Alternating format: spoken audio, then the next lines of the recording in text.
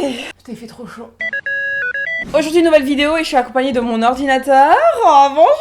On va utiliser le prétexte de la petite sirène qui est noire dans le prochain film pour parler de représentation, d'intersectionnalité, de racisme, de sexisme, de la place des femmes noires dans le cinéma et j'en passe.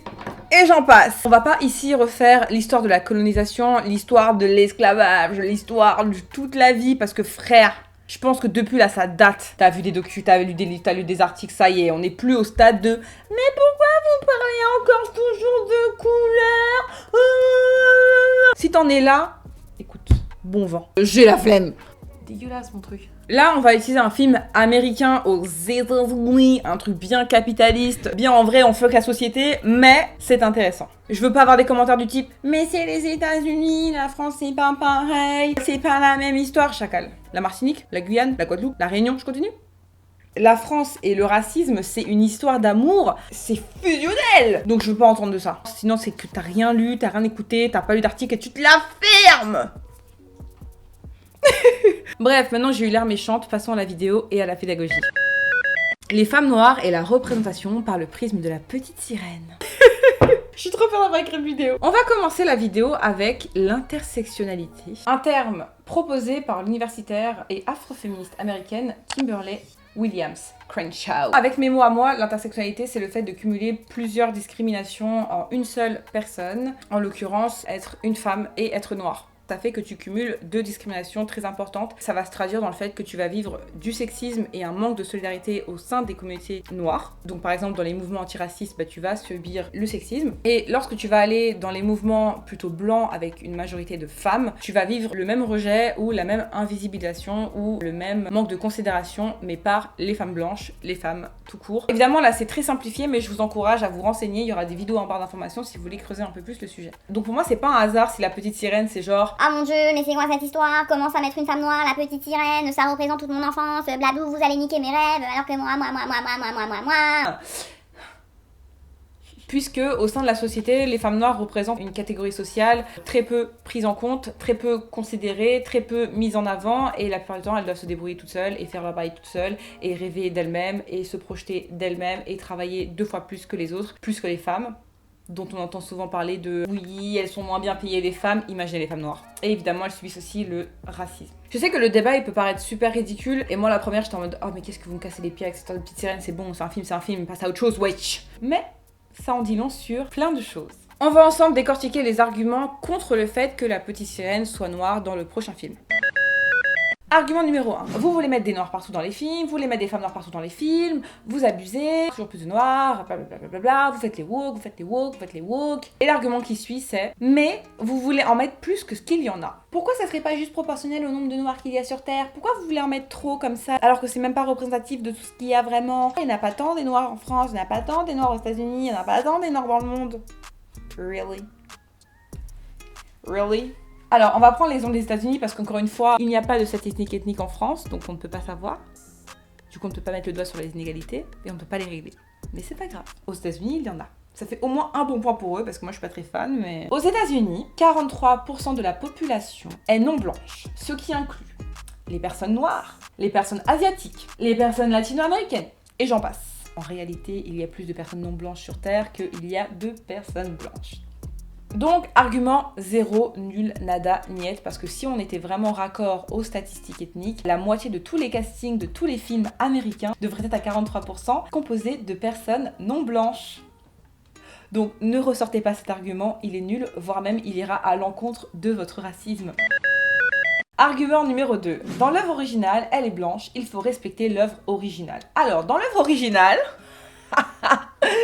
Elle n'est pas blanche, c'est une sirène, elle aurait pu être verte, elle aurait pu être bleue, elle aurait pu être orange, elle aurait pu être rose, elle aurait pu être cacadois, on s'en fout. C'est Disney qui a choisi, en s'inspirant de l'œuvre originale, de la faire blanche. Mais c'est Disney qui a fait ce choix. Ce qui fait que pourquoi pas, ils pourraient pas revenir sur leur choix. Puisque c'est eux qui ont fait ce choix, ils peuvent très bien revenir sur ce choix. L'œuvre originale, on sait juste que c'est une jeune femme comme ça, dans l'eau, qui se balade, qui se pavane, qui se trimousse, la queue dans l'eau. C'est un peu bizarre dit comme ça. Donc on s'en fout. Avec le recul, moi je pense que ça aurait été même mieux peut-être de la faire verte, orange, bleu, jaune, que sais-je. Et pourquoi pas arc-en-ciel, tu vois. Bah alors là, ils auraient... Oh, alors là, il aurait fait arc-en-ciel. Twitter, alors là, bon... ils auraient pété leur tête, oui. Mais admettons que dans l'œuvre originale, elle soit blanche. Il y a eu méprise, oui, elle est blanche dans l'œuvre originale, il faut respecter l'œuvre originale. Respectons l'œuvre originale. Comme dans le film L'autre Dumas, par exemple, interprété par Gérard Depardieu en 2010. Alexandre Dumas était un homme noir, à une époque où ça courait pas les rues, d'accord, c'était un miracle d'être en vie, d'accord, donc ça ne peut que faire partie intégrante de sa vie et de son histoire, n'est-ce pas? Ils ont pris Gérard Depardieu pour l'interpréter dans un film en 2010. Alors même que les faits historiques, et les faits tout court, quelle historique, mais les faits de vie, les faits de personnes existantes, prouvent qu'il était noir. Ils en ont eu rien à foutre. Pourtant là, historiquement, ça n'a aucun sens. Si ce n'est pour servir un racisme assumé, visiblement. Christian Bale, Joel Edgerton, Aaron Paul, Raven Frying, bon, des Américains quoi. Gods and Kings. Excusez-moi, les Égyptiens, ils sont pas blancs. Historiquement, ils sont noirs. Même en 2022, si tu vois un Égyptien, tu t'en prends 4 de 4 méridians différents, t'en trouveras pas un blanc, d'accord? Donc pourquoi Karen Milligan dans Drive, qui dans le livre original, la femme est décrite comme latino-américaine et ils ont pris une femme qui n'a rien à voir. Alors vous pouvez me dire, oui mais il y a des latino-américaines blanches, ouais, comme par hasard. Ce que je viens de vous décrire là, ça s'appelle le whitewashing et c'est très courant au cinéma, ça existe encore aujourd'hui, ça se fait encore aujourd'hui, c'est pas quelque chose qui date, c'est quelque chose qui se fait depuis toujours. On n'oublie pas aussi dans le théâtre à une époque où plutôt que d'embaucher des théâtres noirs, on préférait faire des blackface et les caricaturer, et ben on est sur l'inverse. Plutôt que de retranscrire des faits, soit de livres, soit de l'histoire, soit de la vie, soit de cohérence historique, on préfère prendre des acteurs blancs parce que... Et ben parce que quoi? Dites-moi dans les commentaires, pourquoi? Pourquoi? C'est pas comme si des acteurs noirs ça n'existait pas quoi. Il y en a beaucoup.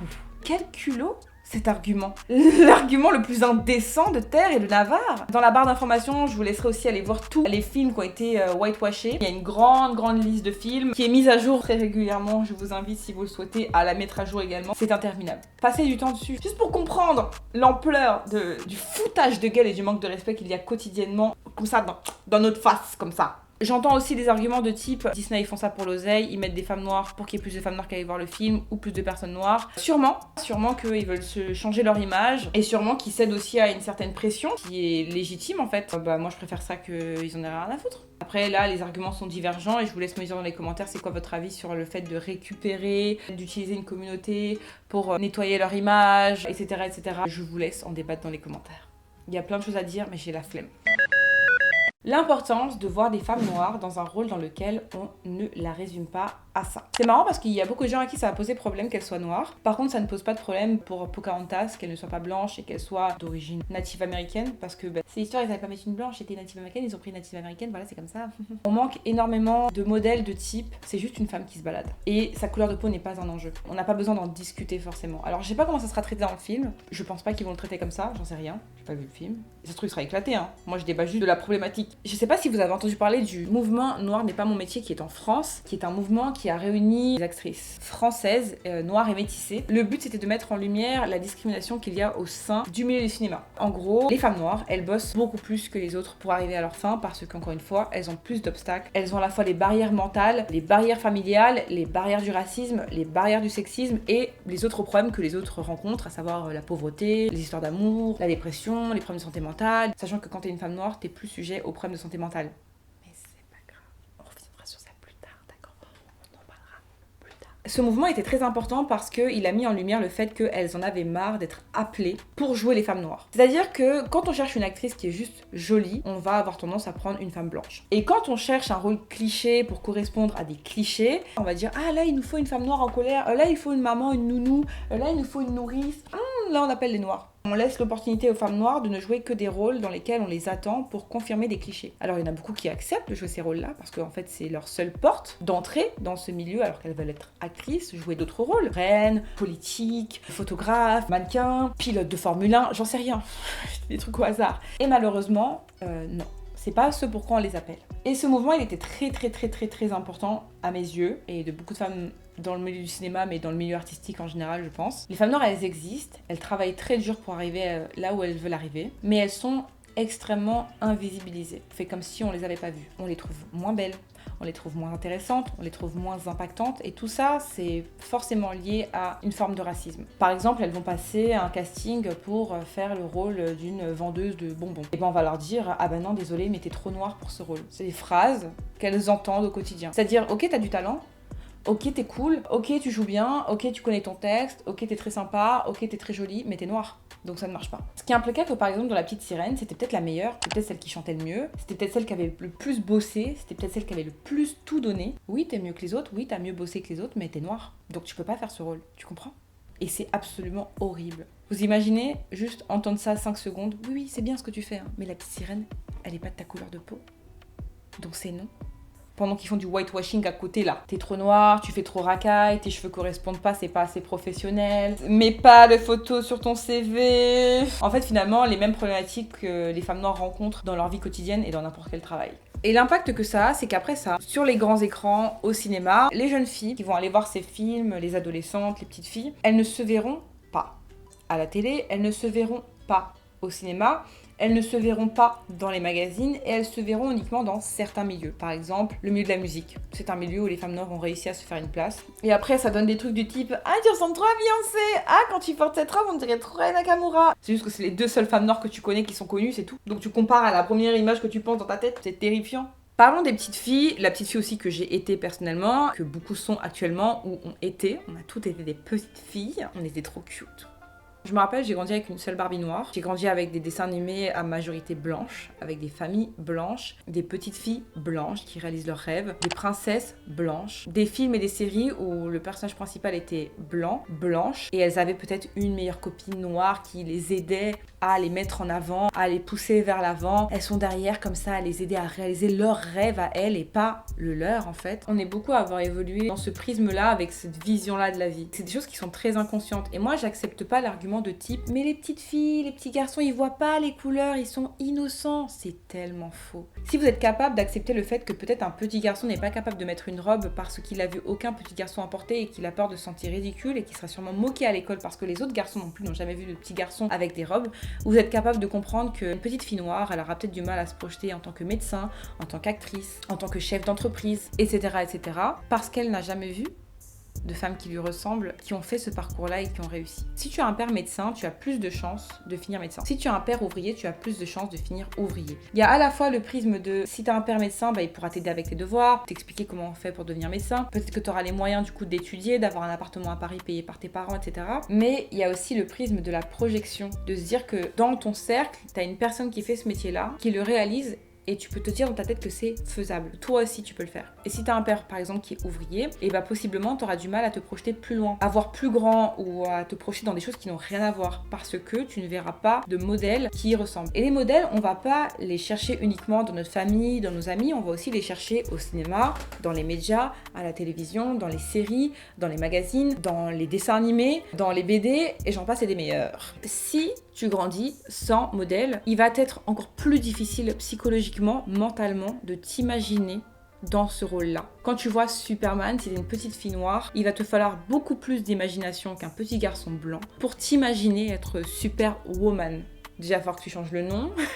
Ça commence comme ça, tu parles pas anglais.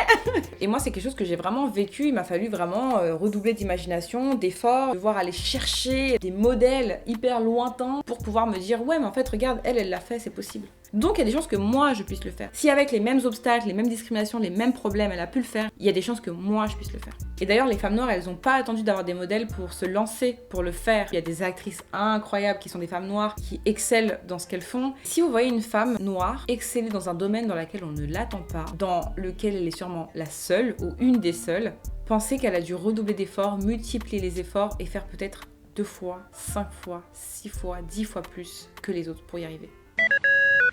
Pour conclure, en réalité, on ne parle pas juste d'un film, on parle d'un film qui est destiné aux enfants, aux petites filles et aux plus grandes aussi. Quelle poupée tu préfères ? Celle-là. Elle. Celle-là, parce que ma sœur, elle joue que avec ses poupées blanches. Quelle est la poupée la moins jolie ? Celle-là, parce qu'elle est noire. La noire. Tous les enfants de mon école, ils sont blanches. Et moi, quand je serai grande, je mettrai de la crème pour devenir blanche. Les nouvelles générations elles ont aussi le droit à leur modèle. Elles ont le droit de pouvoir se projeter plus facilement. Elles ont le droit d'avoir une belle image d'elles, une bonne image d'elles, une image d'une femme qui est valorisée, qui est importante, qui brille en fait. Elles ont le droit de grandir avec l'idée qu'elles sont considérées, considérables, qu'on est capable de les reconnaître comme jolies, comme intelligentes, comme talentueuses, comme aimables. Et c'est pour ça que c'est important que ce soit des livres, des films, des séries, des dessins animés, des BD, que ces petites filles, elles doivent aussi à une belle image d'elle. On est vraiment en train de chercher la cohérence de pourquoi cette jeune femme sera noire alors qu'on parle quand même d'un individu mi-poisson, mi-humain qui va marcher sur Terre. Une fois que les pattes elles seront sèches, elles vont marcher sur la... Bon, quel creux, quel vide. Mais moi, ça me permet de mettre en lumière d'autres sujets très très importants. Alors, n'hésite pas à envoyer cette vidéo à la personne qui ne comprend pas. T'as la flemme de l'expliquer, tu lui envoies ma vidéo. Et si tu es cette personne à qui on a envoyé cette vidéo, le message est le suivant. Ferme-la. Ouvre un livre, regarde un documentaire et ferme-la. D'accord? T'as qu'à regarder La Petite Sirène de 1767 et me casse pas la tête, c'est bon? Tes potes, ils en ont marre. Tu parles pour rien, tu dis que de la D, c'est bon? J'espère que cette vidéo vous a plu. Si j'ai oublié des trucs importants, n'hésitez pas à l'ajouter dans les commentaires. Je vous invite à me suivre sur Instagram parce que j'avais déjà fait une vidéo un peu sur le sujet. J'ai aussi TikTok depuis peu. Donc voilà. Pour ce, je vous fais de gros bisous et je vous dis à bientôt. Bye!